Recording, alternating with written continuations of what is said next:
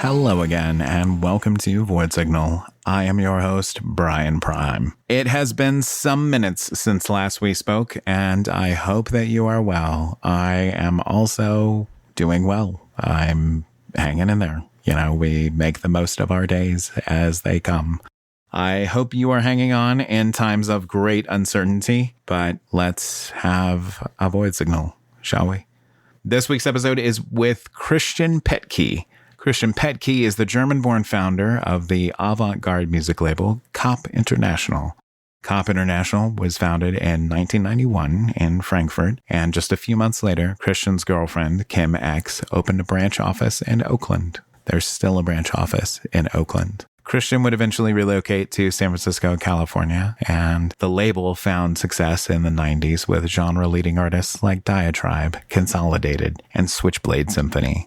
It also served as an outlet for Christian's own band, Deathline International. But the label has grown significantly in that time, and now boasts acts like Stabbing Westward, Unit Code Machine, FGFC820, and Stoneburner, to name only a few of many others. From the Cop International website regarding this growth, quote, "The label reached a turning point in 2020, teaming up with legendary producer John Fryer to form a production company under the Cop International umbrella. Fryer is producing and engineering the majority of the forthcoming Cop catalog and also working as A&R in helping to select appropriate acts." End quote. John Fryer is known for working with Depeche Mode, Nine Inch Nails, and some more notable names, Cocteau Twins, things like that. But if you didn't know, A&R stands for Artists and Repertoire. Basically talent scouting, as you might have guessed. I saw Christian speak on the record label panel at Mechanismus Festival, and I was riveted by his insightfulness. He spoke with such candor and such courage. He's an authentic person and very sharp of mind. We had to reschedule our first chat at the last minute, but we eventually overcame and enjoyed a video chat one evening from his San Francisco residence. But before we go chat with Christian, a quick reminder that Void Signal is ad-free for your pleasure, but you could visit voidsignal.net or patreon.com/voidsignal to help with the creation of more ad-free Void Signal for as little as $2, and all tiers get all the content. Thank you so much for your consideration. Okay, our time is at an end. Here's the chat with Christian, and I will be back with more Void Signal very soon. Stay safe, stay loud, and take care. Want to do this video or? Yeah, sure. Perfect. I don't often get to look at my guests, so I'll take this opportunity. Hang on one second. Well, it's a more fun thing. Hang on one second. Let me wrap this. No worries. Take your time. I got roped into a band project, and I'm trying my best to make it happen. But yeah. There we go. Now let me get rid of all my lovely distractions around me. There are so many these days. Oh, shit. Hang on. Yeah. It's like the worst. I have to go on Facebook or Instagram. I'm looking for something very specific. 15 minutes later, I'm like, wait, what did I do? Oh, look at the Yes, chat. that is exactly what happens to me. I've been using Google Docs a lot more to just throw open a document, put ideas or whatever bullshit it is I need to accomplish in there, and try and keep up with that. Mixed results. Okay. Okay, so if you're ready, I'll just do a quick intro and then we will just go ahead and get started.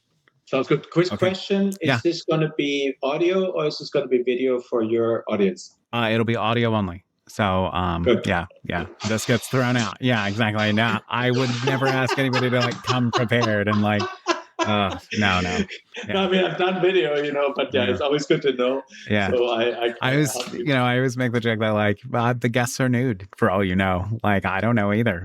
Could be. Yeah. It's as intimate as you want it to be.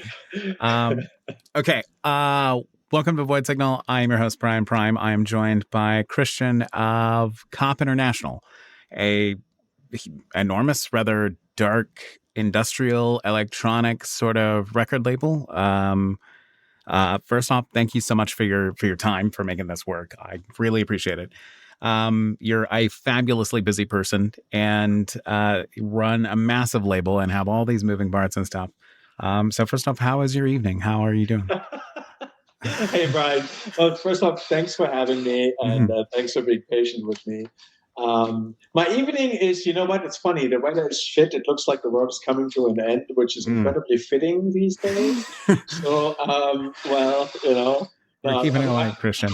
right. I'm glad that this is what I have to do now. This is basically going to conclude my work day, Oh, okay, good. and of course, this is total fun. Yeah, So, yeah. thank you, man. Thanks for Okay, having me. thank you. Yeah, for sure. So the first question that I did want to kind of put to you, and it was the thing that I saw you speak on at Mechanismus Festival, quite eloquently, I will add. But you were talking about kind of the modern role of the record label and what it has to offer artists, of which the barrier to entry is low. Anybody can sort of go be an artist now if they wish. But in that navigating that world of self branding and trying to do all these things that maybe we don't know how to do, where does the record label come in your opinion? It's interesting because just in case there's this, I think there's always an evolution because this is one of the fascinating things about the music industry. It constantly moves forward, which is exciting, terrifying, all of the above. So I did spend a considerable amount of time thinking about it before I started the record label again, or restarted it with John. But then it has been something that has been evolving over the last 5 years because it's one thing to basically sit in your ivory tower and come up with some brilliant concepts, and then when you test them in the real world, you start to realize, oh, okay, so let me begin with this. Yes, it is absolutely possible to do pretty much everything yourself as a band, and I can only encourage bands to do as much as possible because I think it's really really important. And let me expand on that a little bit. A lot of times, I work with artists, and I notice one thing that's a common theme, which means they are very well versed in music, in gear, uh, and then it gets kind of sometimes there's a lot of lack of information. Um, what does a booking agency does for you? What's the standard percentage? What's a good record deal versus a bad record deal? How does distribution work? What's my role as an artist? I think these are all really. So basically, what I'm trying to say is, if you are a pure artist and you want to do art and you are not interested in any of this, fantastic. However, in the second you approach a label, you are ultimately trying to become commercially more viable, to put it nicely. And what that means is you should be informed about what your role is, what the role of a label is, what you can expect, what you cannot expect. And I want to again expand on that a little bit. A lot of times I have conversations with bands where I get the distinct feeling that they expect to do the music and then they expect the record label to do everything else. And while that maybe was a business model in maybe the 70s, maybe the 80s, I think this is something that's completely not happening anymore because the reality is now that the barriers are so low, there is so much more music. There are so much more bands. It's very easy to create a relatively small body of work, in a short amount of time, and then hand that over to someone. And one of the reasons why I have a no demo policy is to weed that out a little bit because I got approached by a lot of bands that were this is how this works these days. You send me something. Well, the first thing I do is I check all your socials. I said, check your Spotify. I check your YouTube. I basically look at, okay, are you present? And then, of course, the next thing, and I think that's another thing that's absolutely vital that will sound very, very old school, but I start to see as almost like you cannot live without that. If you don't play live, you don't exist. Mm. There are some younger bands, and I have to really make this distinction. I work with artists that are not 18. Our youngest artists are in their 30s, late 30s. So, there might be very different rules for younger people. And I honestly, I have to say my exposure there is limited. Mm. Um, but the reality is that if you're not out there as a band, If you don't have a fan base that we can build upon, and especially if you don't have the desire and the drive to create that, and you think somebody else will do that for you, then you already have a serious problem to begin with. In the end, this is your career. I'm here to help. I can help as much as I can, but of course I need to see the same kind of ambition in you, because if you don't have it, well, dude, right? I mean, I cannot give you that. And so one interesting bit is I signed the first band on COP that we signed was Diatribe, and that was 1991. And I saw them at the Oasis. The club was packed. The show blew my mind. We made a handshake deal backstage. It doesn't get any more old school than that. A&R walks into a club, sees the band and goes, damn. But the key here was it was a nice club, which means they already had worked their way up to that level. They were headlining and they packed the room, which means they were on the up and up. Fantastic band, and could have gone places. And sometimes it's a question of timing, and sometimes it's a question of the composition and makeup of the band. But that's a different story. But so basically what I'm trying to say is, as a modern record label, what is it that I can do? Well, for starters, I work on this all day, every day.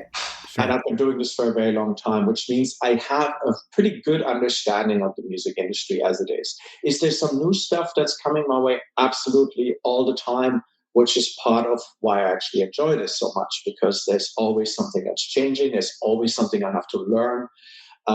Just a couple of tools that I had to learn in the last 3-4 years, absolutely fantastic. The next thing, and I think this gets underrated in a lot of ways because it's all about business, but again, keep in mind, especially when we're talking industrial in the US, this is a niche market. This is something that I would definitely consider a labor of love. If you seriously want to make a buck, well, you might want to look into a different genre, because I did this for fun. I pulled the top 10 in our industry, and I went to Spotify and looked at the streaming numbers. And I'm sorry, Glenn, there's some cool stuff, but it's limited. There's a lot of younger bands that are clearly focusing more on that. And I think that shows. But yes, so this is a niche market. Be aware of that and manage your expectations. I think that's really important. And in some ways, I can help with that as well. The next thing is, and I think, so what I'm trying to say is, so we're not doing this for money. We're doing this for love, the love of the music, the love to create. And I'm telling every artist that wants to hear this, do this because you want to do this, because you have to do this, and because you enjoy the process. Everything else is an extra. Don't bank on that. I'm not trying to kill your ambition. I'm just trying to temper your expectations with that. And I think that's really important, because sometimes I deal with people that are incredibly naive, have no clue how this works, and somehow magically expect the world. And that's just a lot to ask for. That's like, hey, give me this lottery ticket, and well, if I have that, I would cash it myself. But so there's logistics, there's press contacts, there's a lot of things that I provide on a daily. But I think there's also something else that usually people don't talk about. I consider COP at this point a boutique label, which means I can only take on X amount of bands. Because in the end, if you oversaturate yourself, that means I'm not there for the bands anymore. I'm not accessible. I can actually not do my job. And what that means is that I have to pick very, very carefully. But it also means that the bands that I work for, we just signed a band, a German band. I cannot say the name yet, but their last album was top 10 in the German charts. This is no joke. I'm super excited. And I literally wrote them an email yesterday that said, look, I'm really looking forward. We're already in the middle of it. And I just wanted to have a little pause where I'm like, look, guys, I'm excited to work with you. I want you to understand that you're a top priority for me and that I'm always going to be there, especially if shit hits the fan. Because it will. Sometimes things go sideways. You need to have that open conversation. And so there's a part of myself or a part of my job description is literally cheerleader. I think being an artist is very complicated at times. There's a lot of self-doubt. I'm, as an artist, been exactly there. And then having somebody who is able to look at you from the outside and say, man, you're doing a great job, or damn, this is a wonderful production, or, I think that actually matters. you have to be ready to be a team player, and you have to be ready to give up certain levels of control. I will not tell my artists to change themselves or to twist them. I mean, there's a reason why I signed them in the first place. But if what we're doing is not working and they're not happy about it, I say, well, here's what I see. Here's our possibilities. Here are things we can try. And, sometimes you make something that's utterly beautiful and nobody cares. And that's one of the hardest things, I think, to stomach, especially in today's age where we feel like, well, we're connected with the world, but I'm screaming into the void. And I see this time and time again on Facebook. Well, I did this thing, but nobody loves me. What's wrong with the world? And I'm like, well, there's a lot of other people that are doing beautiful things, which is great. I mean, that's another thing that I'm really excited about. The major difference today is that if you have any desire to be an artist, you can make that happen. There are so many tools out there. The entry level is so low. So, knock yourself out, go to town, have fun with that. But then we're going back to what I originally said. Enjoy the process, be ready to grow. Enjoy that. Don't expect the world to take notice. That's going to take a lot of hard work. And I think this is another misconception. A lot of times when we look at, this is a while back, but No Doubt came out with that big album. And everybody was like, oh my God. I know I date myself just as 90s. But like, what the fuck is No Doubt? Perfectly fine. I understand your references. And everybody was like, oh my God, overnight success. They came out of nowhere. Well, that's not quite true. They were working their ass off for 10 years. They were touring like crazy. They were constantly playing shows, tiny things. It didn't matter. They played. And so I think what people don't understand is they look at success as a big thing that just kind of happens. I look at success as a brick wall, little bits, little pieces. Will this move the needle? Nah, not that much, but it keeps the story going. You have something to talk about. You have a point of reference. If a bunch of DJs gang up and say, your track is fucking awesome, well, that's not bad, If a magazine writes about you, they have hundreds and thousands of entries every month, and they say, you know what you did is nice. Yeah, that's great. Will it move the needle? Nah, not crazy, but it will build over time. You just have to stick with it. So I think that's another misconception where it's like, okay, this is going to just happen. So what I'm trying to say is, at this point, I'm an elder goth gentleman. I've done this for a very long time, and I can provide a certain degree of guideline. I have taste, which means, if I like something that means something to some people, which is nice and has been established over a long time, I can help with some logistics stuff. I'm fairly good at graphic design.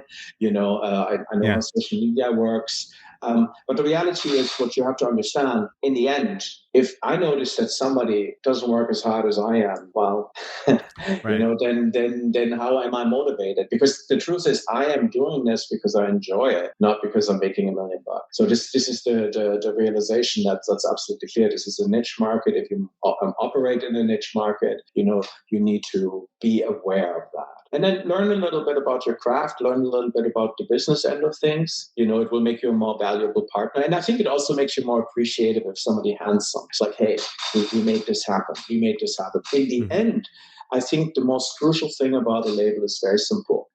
If you do everything on your own, that's a lot of heavy lifting. One of my bands, a bit outside of the genre, Bisto Blanco, at some point I did an org chart, and I realized we're like a small startup. We had 2 publicists, we had a social media manager, we have the manager, we have the label, we have the 2 major drivers on the band side. We have a booking agent, we have another booking agent. All these things need to coordinate, and that's a lot of heavy lifting. And so if you're lucky and fortunate, you actually have professional people on your side that are willing to work towards your career. Because I think that's really, in the end, the one thing. Bands come and go, and that's just the nature of the business. For a record label, a lot of times we're a stepping stone, we're part of your career, but the career is yours. So make the best out of it and understand it's a lot of work, but I know that I've been meandering a the way. No, it's okay. But to like kind of really compress it, if I would say to a band, okay, what should we be doing? I say one thing is you need to be playing live, and here's another thing that is absolutely crucial. When you're a fan, you're going to a show. You're not going to a recital. You're going to a show, which means the band should put on a show. That is not playing music.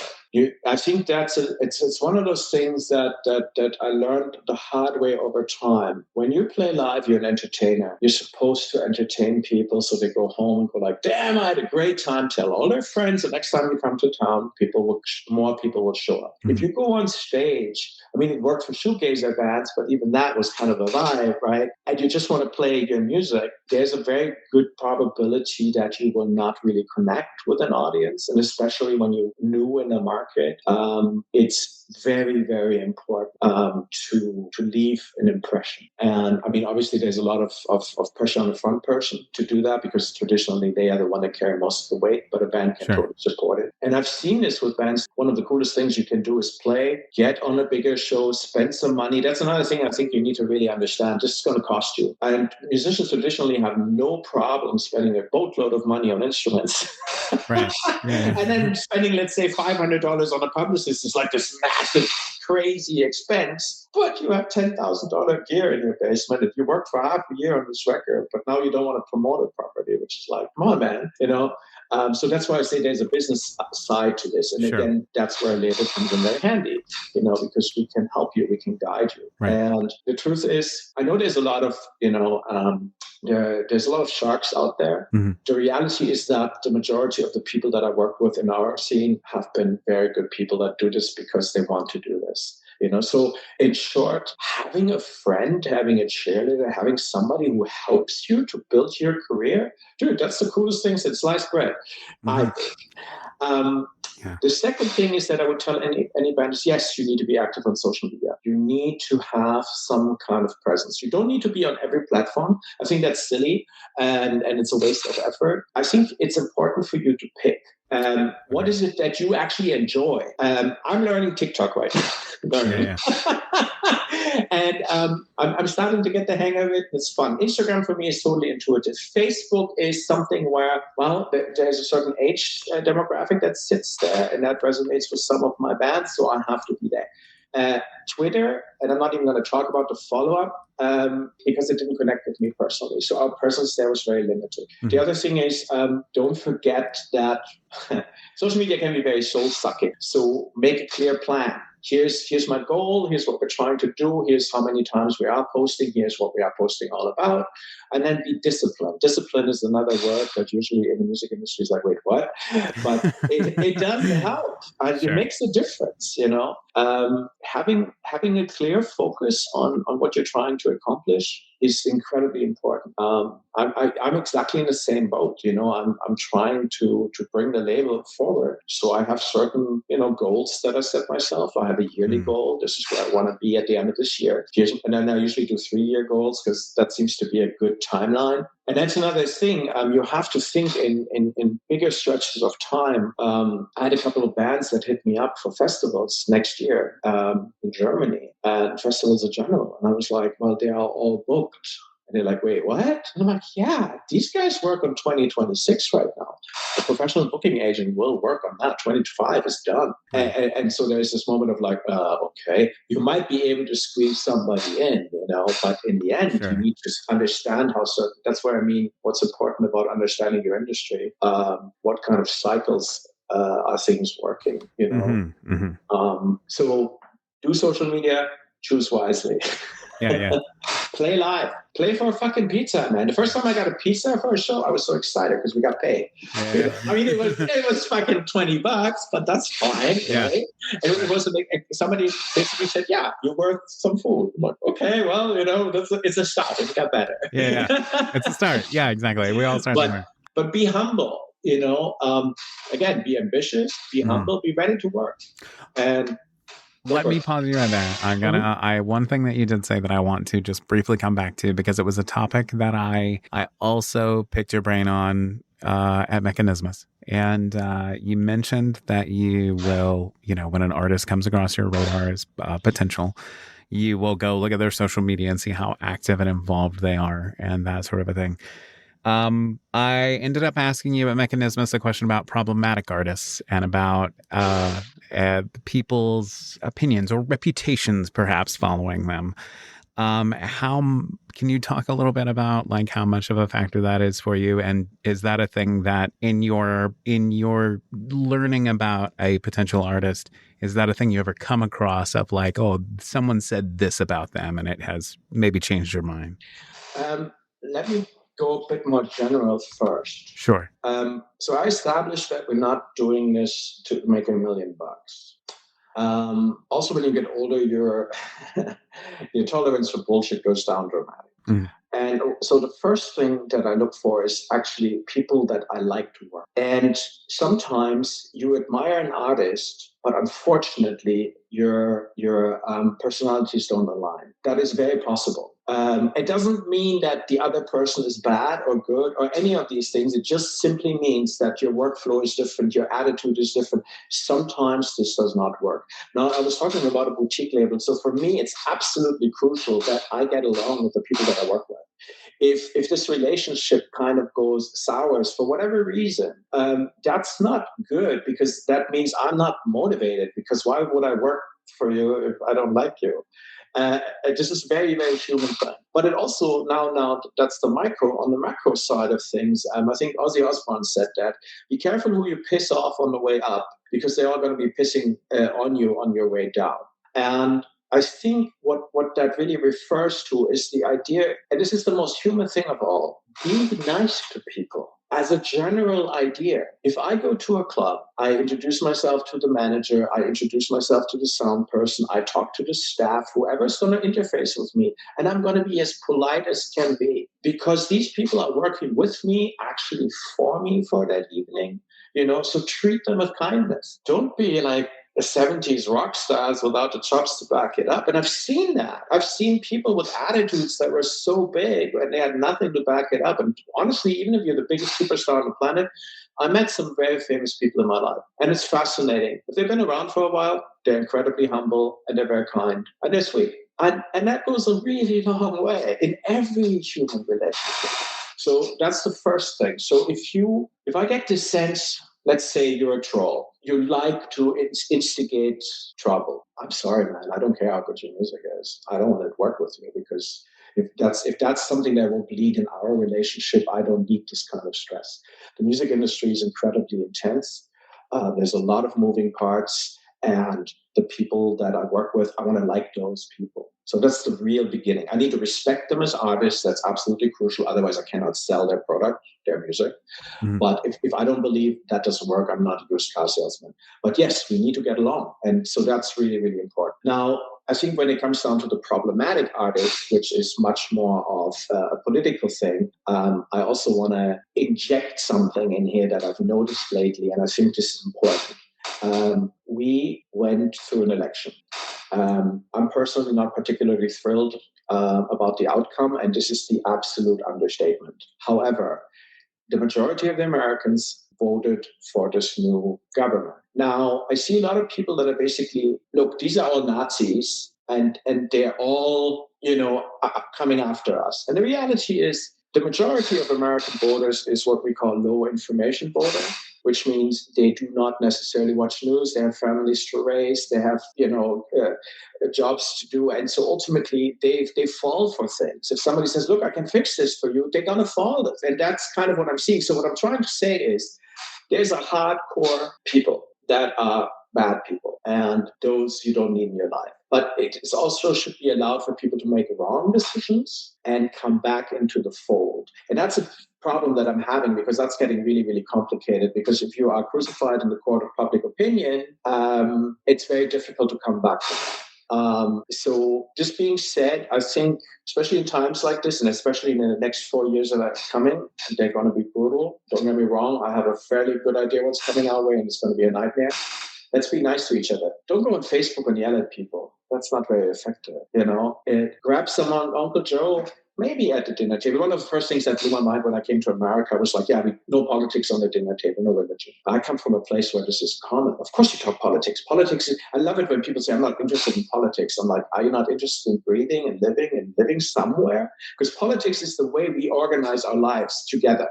And if you're not interested, that means, you remove yourself from the conversation, but the conversation is going to happen and you will be affected. So maybe take a little bit more interest and then maybe talk to people. I had a friend here, he probably voted for the wrong guy. And he was like, I'm not so worried. They're not going to do the deportations. And I'm like, really? Let's have these conversations in 6 months from now and go over this, because I have a hunch they will happen. They're very motivated. And usually another thing that people say, they're not going to do what they say. They will do what they say. They mean what they say. I'm German. I have generational knowledge of how these things play out. Trust me. So this is kind of more of a general, maybe yell a little less, try to have conversations with people that are willing and interested in listening. And I think we can do a lot more good than just screaming at each other. However, this being said, the industrial scene, especially in the United States, I came from the outside, has always been a harbor. It has been a safe haven for people that were outcasts. My band literally has a song that's called Outcast, because I was an outcast. I felt I was an outcast when I grew up. I looked weird. People were like, what the fuck's your problem?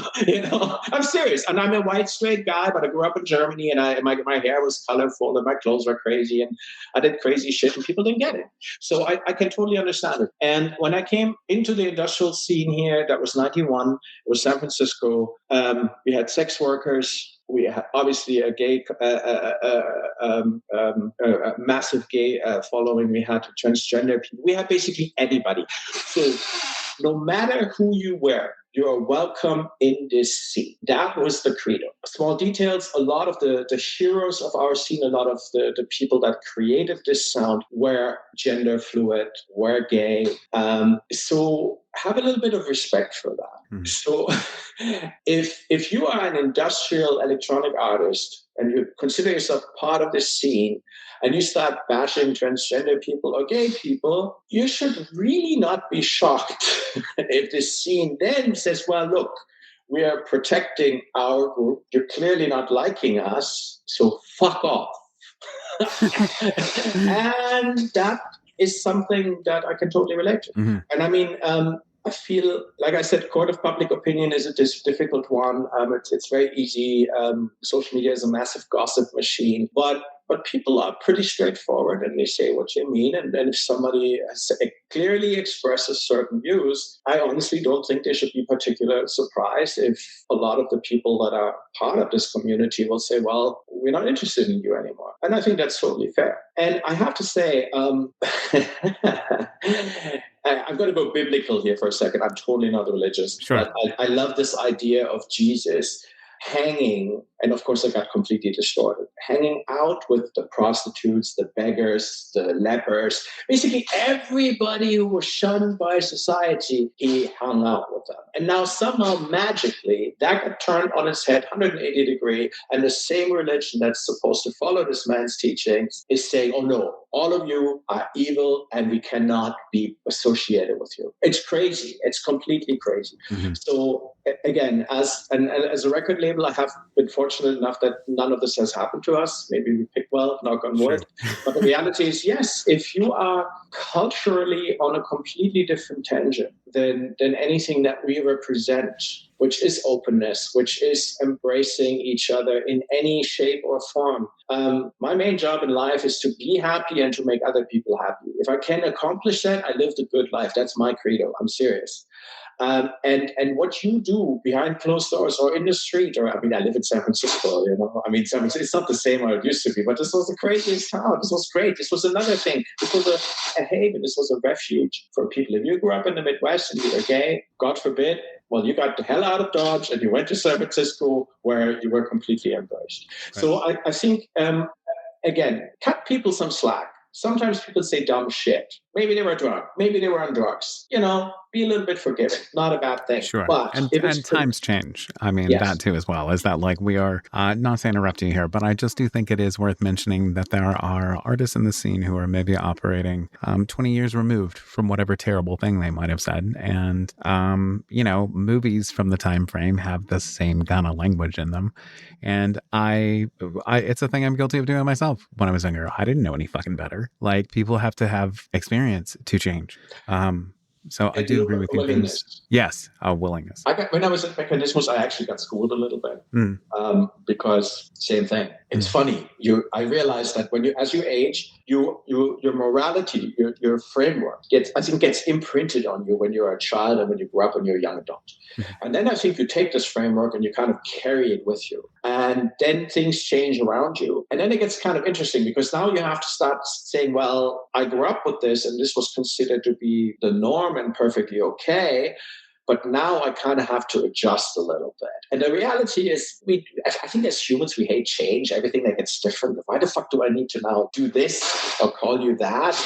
I got away with this 30 years and it was fine. What's the problem? Why are you making this difficult for me? So I think that's that instinct. And I think sometimes you also have to be a little bit forgiving. So translation, I'm not perfect. I'm trying, but I'm trying. And I think that's really the key. And that was one of the most adorable things. I forgot the exact interaction, but basically I misgendered somebody and I apologized. And this person was super chill about it and was like, look, I get it. I know that you're trying. Thank you for that. And that was really nice because it could have been just, that they got really mad at me. And I didn't do it on purpose. I just basically, whatever shit. Sure. Yeah. So getting school, but then there's a willingness to that, and I had this conversation with my wife. This is a little bit more outside of the realm of music, but obviously Sure. on US campuses, there was a lot of protest against what's going on in Gaza. Now you can, have multiple opinions on this. My opinion is very straightforward. If we bomb the shit out of civilian, I don't think that's particularly great. But I hope that most people can agree on. Agree. And my wife was like, well, they're disrupting. This is not really cool. And I come from a generation that was very disruptive. I was in the street. I was fighting the police. I was all of that. And I was like, look, we teach our kids morals. This is right. This is wrong. You don't lie. If you lie, there are consequences. And then they come of age and then they start implementing these things that we taught them. And then we get mad at them. And I think a lot of times young people have, at the minimum, they have the best intentions. And I think they bring something to the table that is really interesting because they have a new, fresh outlook. I'm a formed human being. I have my ideas how things work. And my expectations, my black and white, got tempered by a lot of gray, by life experience. But if you're 20 and you look at somebody, I remember when I was 20, life was black and white. This was the right decision. This was the wrong decision. It was easy. Now I have like, shit, I need to think about this and this and this and that. So basically my point that I'm trying to make is when young kids come up and say, look, we need to change something, at the minimum, we should listen to them. I think usually there's at least a very good kernel of truth in what they're coming across with. And so my agenda in life is I'm trying not to hurt people, and I'm trying to grow as a human being. And so I think this comes down to the most basic. And then again, if I work with people professionally, I kind of expect similar outlooks. I think there is I don't want to be in a position where you have to fill out a questionnaire and only if you match my own opinion, then can we work together? And I mean, sometimes I feel that's kind of where we're going. You have to do this purity test. And honestly, that scares the shit out of me because I think diversity is a beautiful thing. And you can have a totally different opinion than me. That's cool. As long as you grant that right to everybody else, and as long as you're flexible enough to say, well, we're not on the same page, but we still can respect each other as human beings. There are a hard line. When you want to deport people that have been here for a very, very long time, when you put kids in cages, when you separate children from their parents with a clear intention to never unite them again, because that's the tactic. You want to scare the parents to show up in the first place. That's what we did during the last Trump administration. I don't know how many kids never found their parents again. That's evil. That's personified evil. That's a hard line. If you think that's all right, I'm sorry, mate. No, we're not going to come to terms. If you think because somebody waves the rainbow flag, they're basically the Antichrist and you are now allowed to punish them, and fuck you. So like I said, I have a lot of have an open heart, and I think it's important to be flexible. But at the same time, it is also important to have principles. Where's the moment where you say, well, unfortunately, now is where we part ways? Truth is, if somebody, like how can I work with someone who represents something that I literally consider evil? Very difficult. Just, how I cannot, this would not work. It would not work for them either, because I would basically say, fuck you, I'm not doing it. Yeah. So, it's no point. So I think to just wrap this up, first off, be careful what you say these days, because you will be held accountable, because you operate in a place that is literally built on love and acceptance. And if you want to disrupt that, go somewhere else. Have fun with that. But don't come where we are, where, when I grew up, the idea of a sex worker or being gay, those were career enders. If you were gay and this was found out, if you were lucky, you didn't go to jail. You could still go to jail when I grew up in Germany for being homosexual. It's insane. But it's just absolutely mind-blowing how far we have come, that we can now finally be open about this. We can wave the rainbow flag. You can be proud of who you are. Pride, right? You're not a secondary human being. And for the record, I am a straight cis dude, Yep. But I want everyone to be happy in their own fashion. It's not my job to tell you what you're supposed to do, who you're supposed to like. Cannot have that. So anyway, I think that's enough on that. No, same and agreed. I mean, I am, a straight man, but I absolutely agreed with you. One of my closest and dearest friends in the world is trans, and I have many trans friends and people of all kinds of orientations. And agreed with you 100%. Principles matter, and I do. This is the thing I believe, and I will put this question to you. I do find that this scene is maybe ethics and morality matter to people in the scene a little bit more. Would you agree with that? Well, I think there's more vulnerability. I mean, you found a space where you can be yourself, and that's honestly, I found this in the Bay Area. As soon as I moved to the Bay Area, I disappeared from the radar in a sense that where I lived, I grew up in a town in Germany, had 50,000. And if I would walk down the street, people would notice me. And it was the kind of attention that wasn't always positive, to put it frankly. And then I came here and nobody noticed me because I'm not really that outrageous, right? So what I'm trying to say is, if you have found a safe haven, of course you're fiercely protected. And I think that makes so much sense, because you found your sanctuary, and now people want to come in and pollute it or so, no. This is our space. Please leave us the fuck alone. You have the rest of the world to mess with. Knock yourself out, but this is our space. And so I think, this is the thing.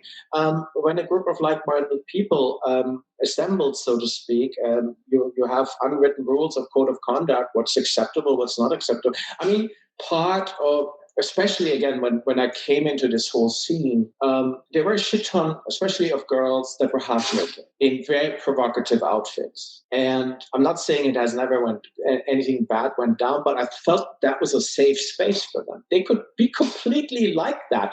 If somebody would do something stupid, security takes care of it, because this is a protective space. You can be who you want. You are safe. And of course, if you're starting to threaten that the response is really intense, makes so much sense to me. Because if I find a space that works for me, where I can express myself the way I want to, and then somebody's trying to take this away from me, yeah, we'll fight for that. And so I think there is in some ways there is higher standard. Don't be a dick, because we're going to call you out. I mean, it really comes down to this. If you have so much fucking time in your life that you could run around and criticize other people's lifestyles that don't affect you, because that's the key.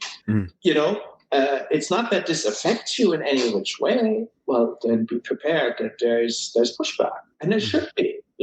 This is another thing. I firmly believe that power never gives anything up unless they're pushed, and sometimes you need to push hard. And that's why people sometimes die for something, because they want something that they feel is their given right. And I feel protect this space by all means. It's so rare that you have a haven like that. And then also, I always thought it was incredibly fertile ground for art.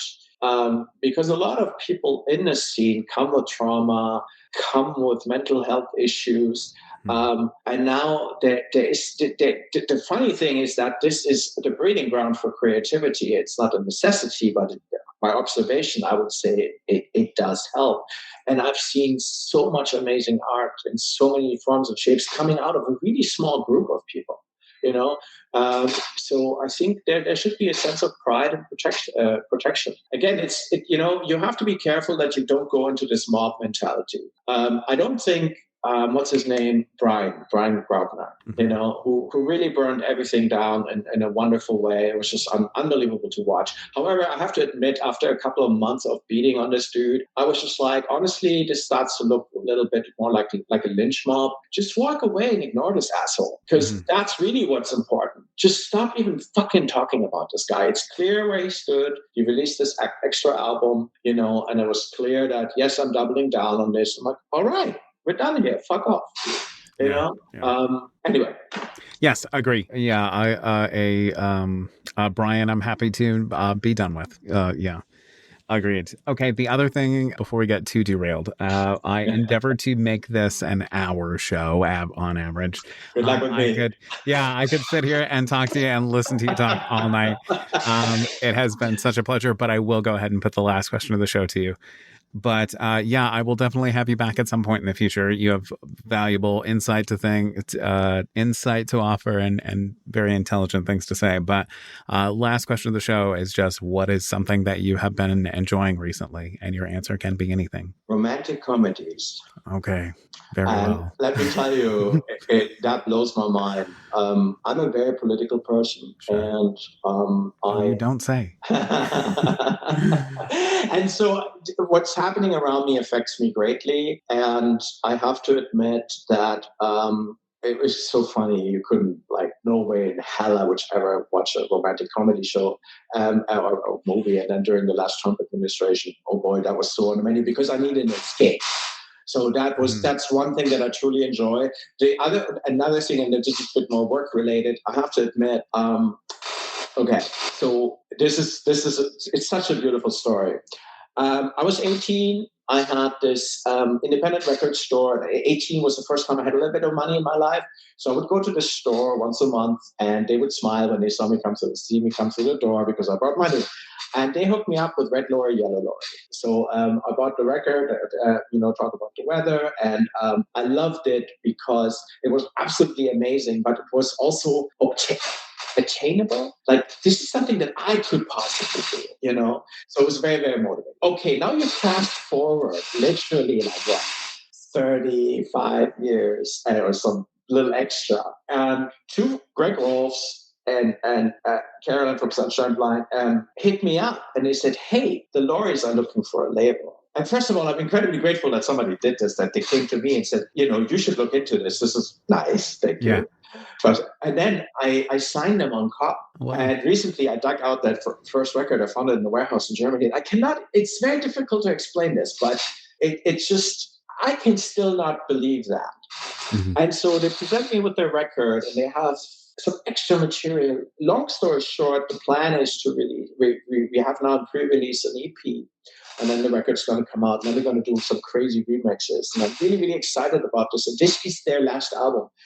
We're releasing on December 6th, we're releasing the first new material in 33 years, which blows my mind. We did something similar with Stabbing Westward, which was equally mind-blowing. So for me, when we're talking about joy, it was the joy of working with someone that I absolutely deeply admire. I still have to pinch myself every so often and go wow.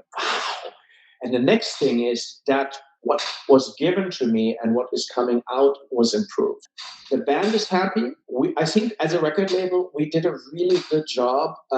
This is artist-driven. This is artist decisions. What we offer choices. And they embraced the choices with gusto, because they felt like they were a massive improvement. So I feel like, oh my God, I'm working with these people that I absolutely admire. The same as with John. John set up a new studio, and he calls me and said, how do you like the mix? And I'm like, well, I think, and so we dialed in his studio. Mm-hmm. I helped John Fryer to dial in his studio. Mm-hmm. I'm going to be like, okay, on my deathbed, like, yeah, I feel pretty good about this. So I have to say that gives me a lot of joy. Mm-hmm. That's the part why I'm actually really motivated, because I love music, I love art. I look at the label as in Germany, the word is Gesamtkunstwerk, a whole piece of art, all encompassing, because we do literal artwork, we do packaging design, we do music, we do video, we do stage show. I mean, there's so much, and I'm a very curious guy. And so this is one thing, I never get bored with this shit, because there's always something new that's coming up. Yeah. So there we are. I think that really gives me an incredible amount of joy. Yeah, fantastic answer. I always answer the question myself.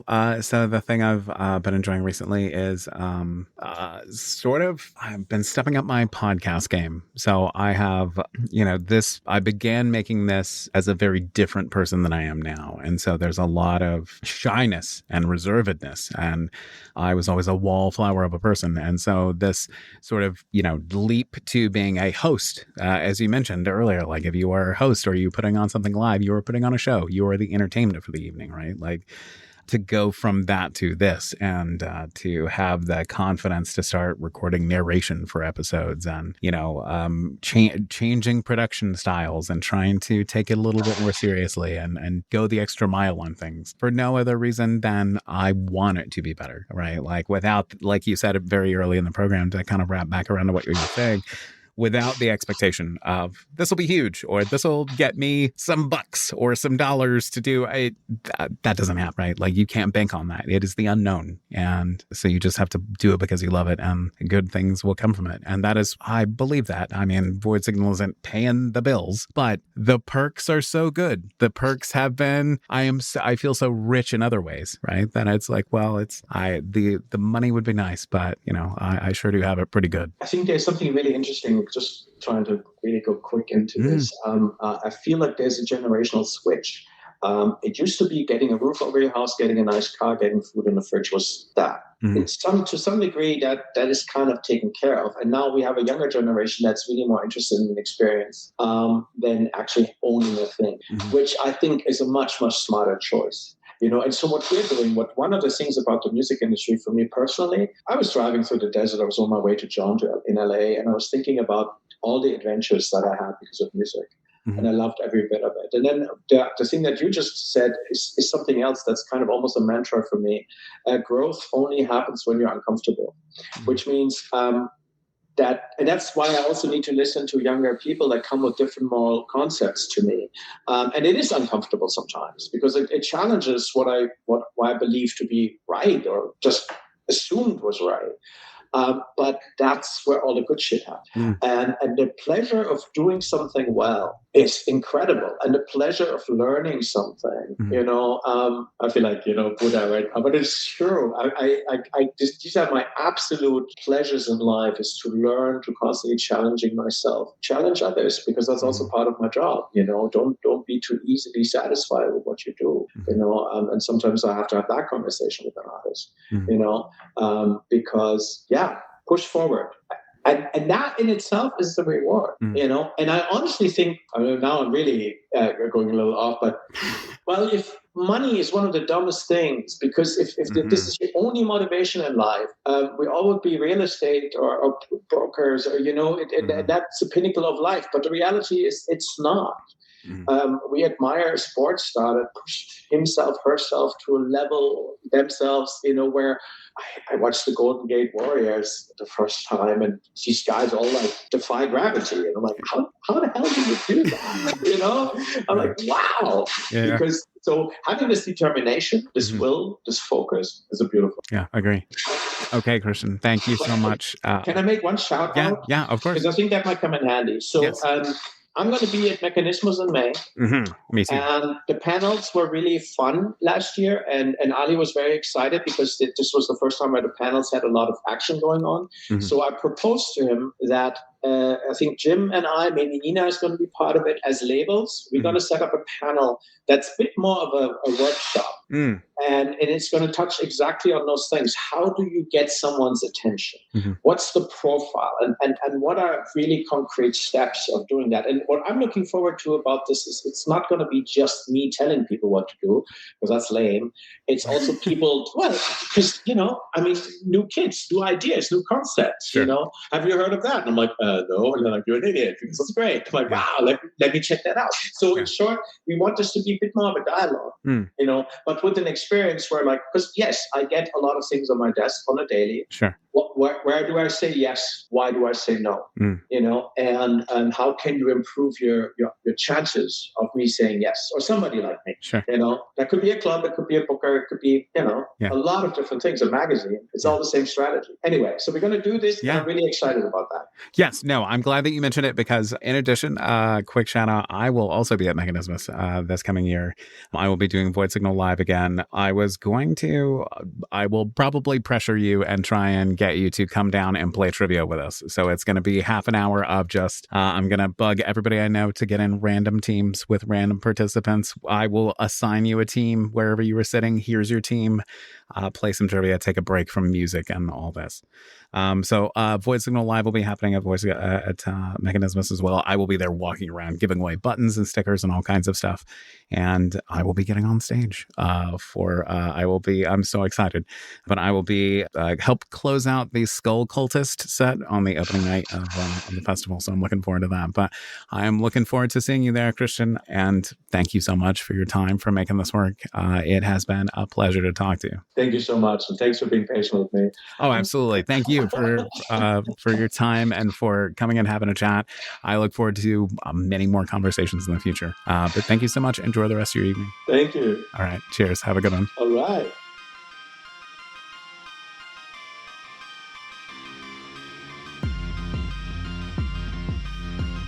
Void Signal intro and outro courtesy of Processor. Visit processor2.bandcamp.com for more Processor, and visit voidsignal.net to help support the creation of more Void Signal. Stay safe, stay loud.